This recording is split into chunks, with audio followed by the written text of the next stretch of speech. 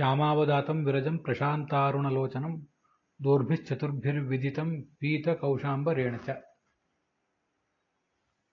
ಭಾಗವತದ 3ನೇ ಸ್ಕಂದದ 4ನೇ ಅಧ್ಯಾಯದ 7ನೇ ಶ್ಲೋಕ ಮತ್ತು 8ನೇ ಶ್ಲೋಕ, ಇವುಗಳ ಇನ್ನೂ ಕೆಲವು ವಿವರಗಳನ್ನು ಇವತ್ತು ನಾವು ನೋಡಬೇಕು. ಪೀತ ಕೌಶಾಂಬರೇಣ ಅಂತಿದೆ. ಹಳದಿ ಬಣ್ಣದ ರೇಷ್ಮೆಯ ವಸ್ತ್ರವನ್ನು ಧರಿಸಿದ್ದಾನೆ, ಹೀಗೆ ಅದರ ಅರ್ಥ.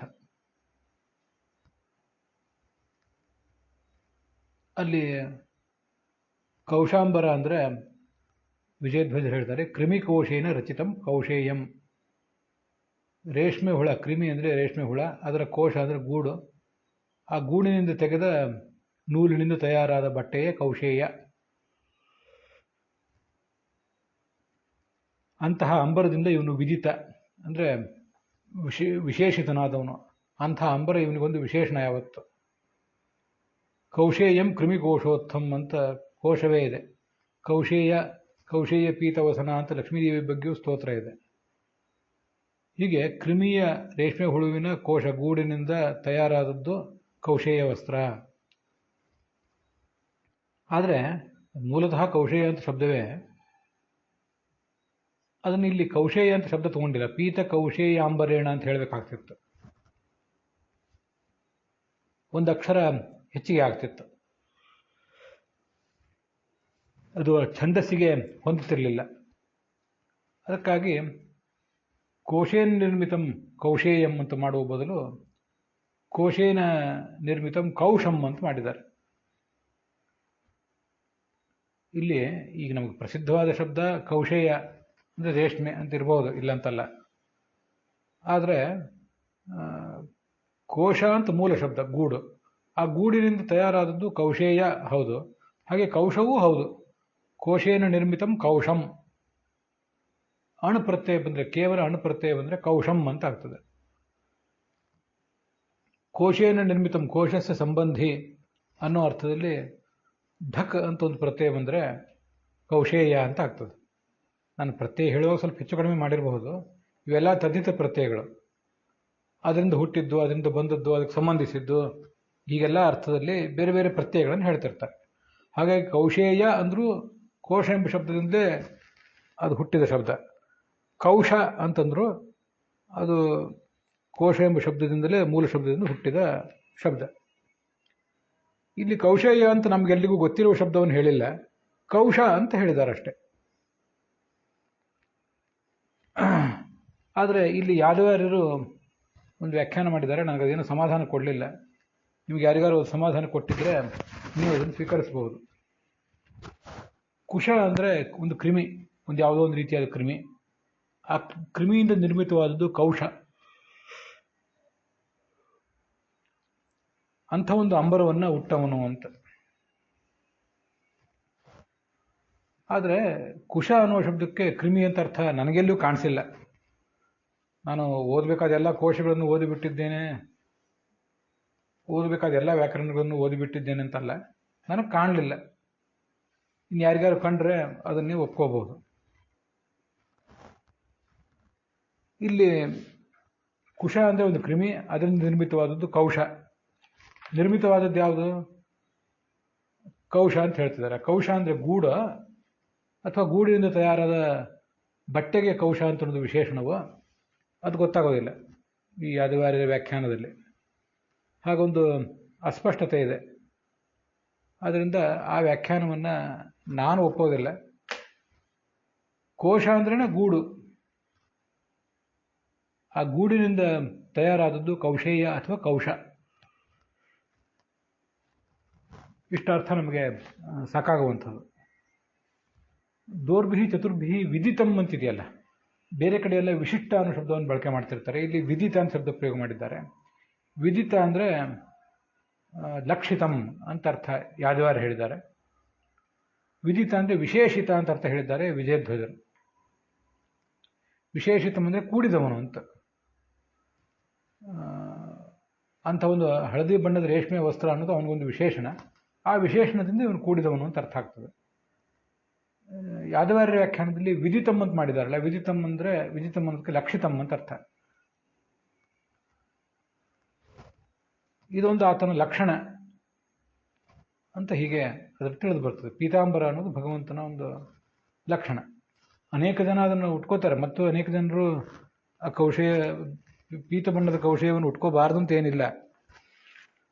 ಅವನ ದೂತರೇ ಕೆಲವು ಬಾರಿ ಹುಟ್ಟಿರ್ತಾರೆ, ಮತ್ತು ದ್ವಾರಪಾಲಕರು ಹುಟ್ಟಿರ್ತಾರೆ. ಹೀಗೆ ಅದು ಭಗವಂತನ ಅಸಾಧಾರಣ ಲಕ್ಷಣ ಅಂತ ಏನಲ್ಲ. ಸ್ವಯಂ ಉದ್ಧವನು ಕೂಡ ಪೀತಾಂಬರ ಆಗಿದ್ದ ಅಂತ ಭಾಗವತದ ಭ್ರಮರಗೀತ ಭಾಗದಲ್ಲಿ 10ನೇ ಸ್ಕಂದದಲ್ಲಿ ಕಾಣಿಸ್ತದೆ. ಅದರಿಂದ ಅವನ ಅಸಾಧಾರಣ ಲಕ್ಷಣ ಏನಲ್ಲ, ಆದರೂ ಅವನ ಅನೇಕ ಗುಣಧರ್ಮಗಳಲ್ಲಿ ಅದೊಂದು. ಹೀಗೆ ವಿದಿತ ಅಂದರೆ ಆ ಲಕ್ಷಣದಿಂದ ಕೂಡಿದವನು ಅಂತ ಅರ್ಥ. ಅಥವಾ ವಿದಿತ ಅಂತ ಅನ್ನೋದಕ್ಕೆ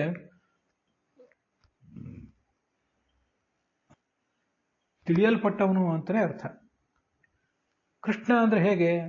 4 ಕೈಗಳುಳ್ಳವನು ಅಂತ ತಿಳಿಯಲ್ಪಟ್ಟವನು. ಪೀತವಾದ ರೇಷ್ಮೆ ವಸ್ತ್ರವನ್ನು ಧರಿಸಿದವನು ಅಂತ ತಿಳಿಯಲ್ಪಟ್ಟವನು. ಹೀಗೆ ತಿಳಿಯಲ್ಪಟ್ಟವನು ಅಂತ ಅರ್ಥ ಇಟ್ಕೊಂಡ್ರು ತಪ್ಪೇನಿಲ್ಲ. ಮುಂದೆ 8ನೇ ಶ್ಲೋಕದಲ್ಲಿ ಅಪಾಶ್ರಿತಾರ್ಭಕಾವಸ್ಥಂ ಅಂತ ಹೀಗೆ ಪಾಠ ಇದೆ. ಅವತಾರ ದಶಾದಲ್ಲಿ ಯಾವ ಅವಸ್ಥೆ ಇತ್ತೋ ಅದನ್ನೇ ಹೊಂದಿದವನು ಅಂತ ವಿಜಯಧ್ವಜರು ಅರ್ಥ ಮಾಡಿದ್ದಾರೆ. ಯಾದವಾರ್ಯರು ಕೂಡ ಹಾಗೆ ಮಾಡ್ತಾರೆ. ಅವತಾರ ದಶಾಯಾಮ್ ಯಾ ಬಾಲ್ಯಾವಸ್ಥಾ, ಕೃಷ್ಣ ಅವತಾರ ದಶಾದಲ್ಲಿದ್ದಾಗ ಒಂದೇನೊಂದು ಬಾಲ್ಯಾವಸ್ಥಾ ಇತ್ತು, ಅದನ್ನು ಹೊಂದಿದವನು ಅಂತ. ಅದು ಯಾಕೆ ಈ ವಯಸ್ಸಿನಲ್ಲಿ ಬಾಲ್ಯಾವಸ್ಥೆಯನ್ನು ಪಡ್ಕೋತಾನೆ, ಅದಕ್ಕೆ ಅರ್ಥ ಆಗದೇ ಇರುವಂಥ ವಿಚಾರ. ಭಗವಂತ ತಾನು ಬಾಲಕನಾಗಿದ್ದಾಗ ಬಾಲ್ಯಾವಸ್ಥೆಯನ್ನು ಜನರಿಗೆ ತೋರಿಸುವುದು, ಆ ಮೂಲಕ ಪ್ರಾಪ್ತೆ ನರೇಶು ಜನನೆ ಅವತಾರ ಮಾಡಿದಾಗ ಮನುಷ್ಯರಂತೆ ತಾನು ವರ್ತಿಸಬೇಕು ಅಂತ ಆತ ಸಂಕಲ್ಪ ತೊಟ್ಟಿರುವುದು, ಅದೆಲ್ಲ ಸರಿಯೇ. ಆದರೆ ಈಗ ಈ ವಯಸ್ಸಿನಲ್ಲಿ ಅವನು ಯಾಕೆ ಅರ್ಭಕಾವಸ್ಥೆ ಅಂತ ಹೇಳ್ತಾನೆ? ಅದರಿಂದ ಆ ಪಾಠ ಏನಷ್ಟು ಶುದ್ಧವಾದ ಪಾಠ ಅಲ್ಲ.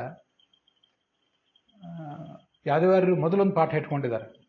ಪೃಷ್ಠತಃ ಅವಷ್ಟಬ್ಧ ಅರ್ಭಕಾಶ್ವತ್ಥ, ಎಳೆಯ ಸೊಬಗುಳ್ಳಂಥ ಒಂದು ಅಶ್ವತ್ಥ ವೃಕ್ಷ ಅಲ್ಲಿತ್ತು, ಅದನ್ನು ಹೊರಗಿ ಕೂತಿದ್ದ ಅನ್ನುವುದೇ ಹೆಚ್ಚು ಯೋಗ್ಯವಾದ ಅರ್ಥ, ಯೋಗ್ಯದ ಪಾಠ, ಮತ್ತು ಅದರ ಅರ್ಥವು ಚೆನ್ನಾಗಿದೆ. ಮುಂದೆ ತ್ಯಕ್ತ ಪಿಪ್ಪಲಂ ಅಂತಿದೆ. ತ್ಯಕ್ತ ಪಿಪ್ಪಲಂ ಅಂದರೆ ತ್ಯಕ್ತ ಕರ್ಮಫಲಂ, ಕರ್ಮದ ಫಲಗಳನ್ನು ತಿನ್ನದವನು.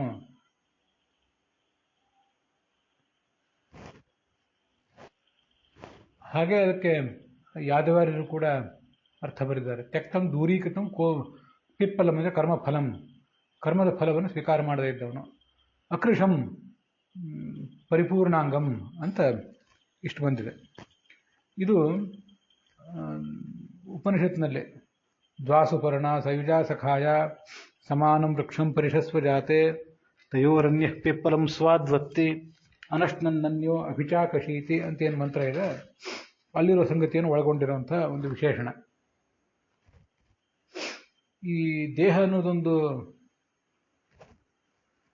ಅಶ್ವತ್ಥ ವೃಕ್ಷ, ಅದರಲ್ಲಿ 2 ಹಕ್ಕಿಗಳಿವೆ. ಭಗವಂತ ಒಂದು ಹಕ್ಕಿ, ಜೀವ ಒಂದು ಹಕ್ಕಿ. ಅವು ಅನಾದಿ ಕಾಲದಿಂದಲೂ ಜೊತೆಗೇ ಇವೆ, ಹಾಗೆ ಗೆಳೆಯರೂ ಆಗಿವೆ. ಒಂದೇ ವೃಕ್ಷದನ್ನು ಅವು ಅಂಟಿಕೊಂಡಿವೆ. ತಯೋರನ್ಯ ಪಿಪ್ಪಲಂ ಸ್ವಾದ್ವತ್ತಿ, ಅದರಲ್ಲಿ ಒಂದು ಜೀವ ಅನ್ನೋ ಹಕ್ಕಿ ಪಿಪ್ಪಲ ಅಂದರೆ ಆ ಅಶ್ವತ್ಥದ ಹಣ್ಣನ್ನು ತಿಂತಾ ಇದೆ. ಅಂದರೆ ತಾನೇನು ಕರ್ಮ ಮಾಡ್ತಾ ಇದೆ, ಆ ಕರ್ಮದ ಫಲವನ್ನು ಅದು ಉಣ್ತಾ ಇದೆ. ಮತ್ತೆ ಜನ್ಮ ತಾಳ್ತದೆ, ಮತ್ತೆ ಕರ್ಮ ಮಾಡ್ತದೆ, ಅದ್ರ ಫಲವನ್ನು ಉಣ್ತದೆ. ಹೀಗೆ ಸಂಸಾರದಲ್ಲಿ ಅದು ಮುಂದುವರೆದಿದೆ. ವಸ್ತುತಃ ಕರ್ಮದ ಫಲ ಅಂತನ್ನೋದು ಸ್ವಾದು ಏನಲ್ಲ, ಅಸಾಧು ಏವ ಸ್ವಾದ್ವತ್ತಿ ಅಂತ ಅದಕ್ಕೆ ಬೇರೆ ಬೇರೆ ವ್ಯಾಖ್ಯಾನ ಮಾಡಿದ್ದಾರೆ. ಅದೇನು ರುಚಿ ಅಲ್ಲ, ಆ ರುಚಿ ಇರುವುದನ್ನು ಅಲ್ಲದೇ ಇರುವುದನ್ನೇ ರುಚಿ ಅನ್ನುವಂತೆ ಇದು ಭ್ರಾಂತಿಯಿಂದ ತಿಂತಾ ಇದೆ. ಅದಕ್ಕೆ ಬೇರೆ ಗತಿಯಿಲ್ಲ. ಹಾಗೆ ಕರ್ಮದ ಫಲವನ್ನು ಅನುಭವಿಸಲೇಬೇಕಾದದ್ದು ಅದರ ಒಂದು ನಿರ್ಬಂಧ. ಭಗವಂತನ ನಿರ್ಬಂಧಕ್ಕೆ ಅದು ಅಡಿಯಾಗಿ ಆ ಫಲವನ್ನು ಅನುಭವಿಸ್ತಾನೆ ಇದೆ, ಕರ್ಮದ ಫಲವನ್ನು ತಿಂತಾ ಇದೆ. ಅನಶ್ನನ್ಯ, ಇನ್ನೊಂದು ಹಕ್ಕಿ ಆ ಕರ್ಮದ ಫಲವನ್ನು ತಿಂತಾ ಇಲ್ಲ, ಯಾಕಂದರೆ ಕರ್ಮವನ್ನೇ ಮಾಡ್ತಿಲ್ಲ. ಏನು ಮಾಡುವುದಿದ್ರೂ ಕರ್ಮದ ಅಧೀನವಾಗಿ ಅದು ಮಾಡೋದಿಲ್ಲ. ಅವತಾರ ಮಾಡ್ತದೆ, ಅವತಾರದಲ್ಲಿಯೂ ಭೋಗವನ್ನು ಸವಿತದೆ, ಅದೆಲ್ಲ ಸರಿ. ಆದರೆ ಯಾಕೆ ಮಾಡ್ತಾನೆ ಅದನ್ನೆಲ್ಲ ಅಂದರೆ ಅವನಿಗೆ ಯಾವುದೇ ಕರ್ಮದ ಬಂಧನವೂ ಇಲ್ಲ, ಕರ್ಮದ ಫಲವಾಗಿ ಇದನ್ನು ಮಾಡ್ತಾ ಇರುವುದೂ ಅಲ್ಲ. ಮಾಡದೆ ಹೋದರೆ ಆತನಿಗೆ ಯಾವುದೇ ವ್ಯತ್ಯಯವೂ ಇಲ್ಲ. ನ ಕರ್ಮಣ ವರ್ಧತೆ ನೋಕನೀಯಾನ್. ಕರ್ಮ ಮಾಡಿದ್ರಿಂದ ಆತನಿಗೇನೋ ಒಂದು ಹೆಗ್ಗಳಿಕೆ ಬರೋದಿಲ್ಲ, ಕರ್ಮ ಮಾಡದೇ ಇರುವ ಪ್ರಯುಕ್ತ ಆತ ಕನಿಷ್ಠನೂ ಆಗುವುದಿಲ್ಲ ಅಂತ ಹೀಗೆ ಆ ಮಂತ್ರದ ಅರ್ಥ. ಈಗ ಅನಷ್ಟನ್ ಕರ್ಮದ ಫಲವನ್ನು ತಿಂತಾ ಇಲ್ಲ, ಆದರೂ ಅಭಿಚಾಕ ಶೀತಿ ಅದು ಕಂಗೊಳಿಸ್ತಾ ಇದೆ. ಅದರಲ್ಲೇನೂ ಯಾವುದೇ ರೀತಿಯಾದ ಕೃಷತೆ, ದೈಹಿಕ ಕೃಷತೆ, ಮಾನಸಿಕ ಕೃಷತೆ, ಬೌದ್ಧಿಕ ಕೃಷತೆ ಅದರಲ್ಲಿ ಕಾಣಿಸ್ತಾ ಇಲ್ಲ. ಎಲ್ಲ ರೀತಿಯಿಂದಲೂ ಅದು ಪರಿಪುಷ್ಟವಾಗಿದೆ. ಅಲ್ಲಿ ಶ್ರೀಧರರು ಅರ್ಥ ಬರೀತಾರೆ, ತ್ಯಕ್ತಂ ಪಿಪ್ಪಲಂ ವಿಷಯ ಸುಖಂ, ವಿಷಯ ಸುಖವನ್ನು ಅನುಭವಿಸದೇ ಇರುವಂಥದ್ದು. ಅಕೃಷಂ ಆನಂದ ಪರಿಪೂರ್ಣ, ಈ ಪರಮಾತ್ಮ ಆನಂದ ಪರಿಪೂರ್ಣನಾಗಿದ್ದಾನೆ ಅಂತ. ತ್ಯಕ್ತ ಕರ್ಮಫಲಂ ಅಂತಲೇ ವೀರರಾಘವರ ಪಾಠ ಇದೆ. ಅಕೃಷಂ ಅಂದರೆ ಕರ್ಮಾಯತ್ತ ಕಾರ್ಶ್ಯ ಸ್ಥೌಲ್ಯ ಆಧಿ ವ್ಯಾಧಿರಹಿತಂ. ಕರ್ಮದ ಫಲವಾಗಿ ನಾವು ಬೇರೆ ಬೇರೆ ಅವಸ್ಥೆಗಳನ್ನು ಪಡಿತಿರ್ತೀವಿ. ಕೆಲವು ಸರಿ ಕೃಷರಾಗಿರ್ತೇವೆ, ಕೆಲವು ಬಾರಿ ಸ್ಥೂಲರಾಗಿರ್ತೀವಿ, ಕೆಲವು ಬಾರಿ ಮಾನಸಿಕ ರೋಗಗಳಿಂದ, ಕೆಲವು ಬಾರಿ ದೈಹಿಕ ರೋಗಗಳಿಂದ ನಾವು ಪೀಡಿತರಾಗ್ತೇವೆ. ಇದೆಲ್ಲ ಈ ಕೃಷತೆ ಇತ್ಯಾದಿಗಳು ನಮಗೆ ಬರುವುದು ಕರ್ಮದ ಫಲವಾಗಿ. ಅದ್ಯಾವುದೂ ಇಲ್ಲ ಅಂತ ಅದರ ತಾತ್ಪರ್ಯ. ಅಕೃಷಂ ಅಂದರೆ ಅಕ್ಷಾಮಂ, ಅದರಲ್ಲೇನು ಕ್ಷೀಣತೆಯೇ ಬಂದಿಲ್ಲ ಅಂತ ಅರ್ಥ ಬರೀತಾರೆ ರಾಧಾಕೃಷ್ಣರು. ಆನಂದ ಘನಂ, ಆನಂದ ಪರಿಪೂರ್ಣವಾಗಿದೆ. ಇದು ಯಾವ ಕಾರಣದಿಂದಲೂ ಅದರ ಆನಂದ ಹೆಚ್ಚು ಆಗಿಲ್ಲ. ಇದ್ಯಾವುದು ಸಿಗದೆ ಹೋದರೆ ಆತನ ಆನಂದಕ್ಕೆ ಧಕ್ಕೆ ಬರುವುದೂ ಇಲ್ಲ. ಹೀಗೆ ಅರ್ಥ ಬರೀತಾರೆ. ಅಲ್ಲಿಗೆ ಈ 8ನೇ ಶ್ಲೋಕದ ಕೆಲವು ಅಂಶಗಳನ್ನು ಇವತ್ತು ನೋಡಿದ್ದೇವೆ.